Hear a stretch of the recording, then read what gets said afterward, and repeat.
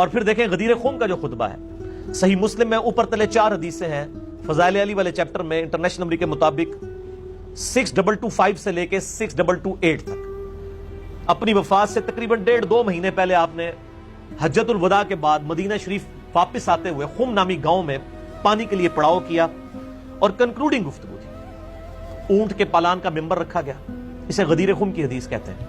آپ نے فرمایا لوگوں آگاہ ہو جاؤ، میں بھی ایک انسان ہوں، قریب ہے کہ اللہ کا قاصد یعنی موت کا فرشتہ میرے پاس آئے اور میں اس کی دعوت قبول کروں، یعنی ہر شخص نے جانا ہے، میں بھی دنیا سے چلا، میں اپنے بعد تم میں 2 بھاری چیزیں چھوڑ کر جا رہا ہوں، ان میں سے پہلی چیز اللہ کی کتاب ہے، اس میں ہدایت ہے، اس میں نور ہے، تم اللہ کی کتاب کو پکڑو، اپنا تعلق اس کتاب کے ساتھ مضبوط کرو، اللہ کی کتاب اللہ کی رسی ہے، جو اسے پکڑے گا وہ ہدایت پر ہوگا، جو چھوڑ دے گا گمراہ ہو جائے گا۔ اور زید ابن ارقم کہتے ہیں نبی علیہ السلام کہتے رہے اللہ کی کتاب، اللہ کی کتاب، اللہ کی کتاب، لیکن امت نے کتاب چھوڑ دی، کتابیں چھوڑ دی، کتابوں کو چھوڑ دیا، بابوں کو پکڑ لیا۔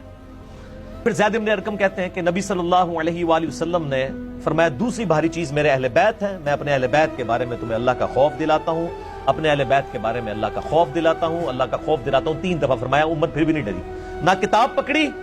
نہ اہل بیت کے ساتھ اس نے سلوک کیا آپ کی وفات کے بعد۔